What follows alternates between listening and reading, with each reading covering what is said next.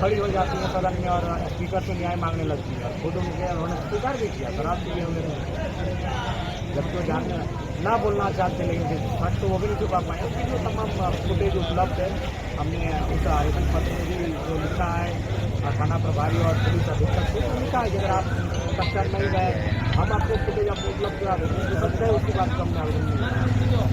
तो इस तरह के विधायक जो सरकारी विधायक हैं, इस तरह के तर्क सामने को किसी भी एंगल से देखिए, हम वहाँ किसी भी हम वहाँ आते हैं, हम उनके खिलाफ नारेबाजी करवाते, अपने समर्थकों से हुटीन करवाते, तो समझ में आता है। हम उतरे भी नहीं थे, अपने स्कॉर्पियो से विरोध करने आ गए। और देखिए, पहला लाइन उनका यही था, जो शायद थोड़ी भीड़ होने के कारण कैच नहीं हो पाया कि आप यहाँ से चले जाइए, ये आपका विधानसभा नहीं है। चलिए ठीक। अब एक बात बताइए, ये तर्क भी उनका बिल्कुल कुतर्क है। किसी आंदोलन को समर्थन देने के लिए सिमरी मिथिला के विधायक आए, बागमारा के विधायक आए, चंदनकियारी के विधायक आए, चार पूर्व विधायक, बघोदर के पूर्व विधायक आए, तब तो इनको दिक्कत नहीं है। तो कहीं ना कहीं धर्म महत्व के आने से अगर आपको दिक्कत हो तो स्पष्ट कोई ना कोई साजिश और कुछ ऐसी चीज़ें हैं जिनका भंडाफोड़ हो जाएगा, इसी पर वो उठाएंगे। किस तरह का साजिश हो सकता है? संभावना से इनकार नहीं कर सकते। आप देख सकते हैं विगत 3-4 दिनों से मेरे साथ जिस प्रकार की जानकर अनजाने में जो घटनाएं घट रही हैं, उससे आप इनकार नहीं कर सकते। मुझे लगता है कि इनको सबको दिक्कत हमसे ही है।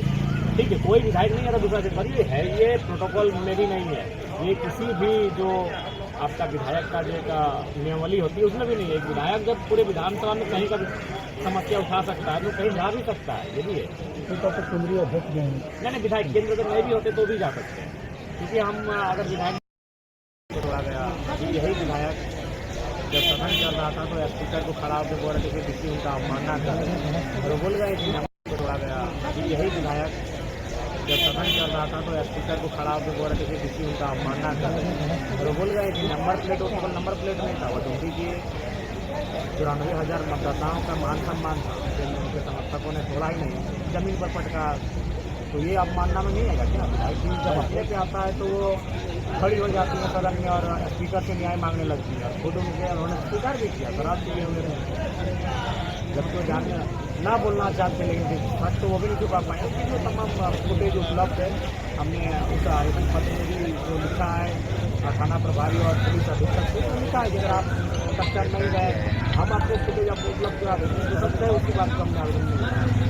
तो इस तरह के विधायक जो सरकारी विधायक हैं, इस तरह के तर्क सामने को किसी भी एंगल से देखिए, हम वहाँ किसी भी हम वहाँ आते हैं, हम उनके खिलाफ नारेबाजी करवाते, अपने समर्थकों से हुटीन करवाते, तो समझ में आता है।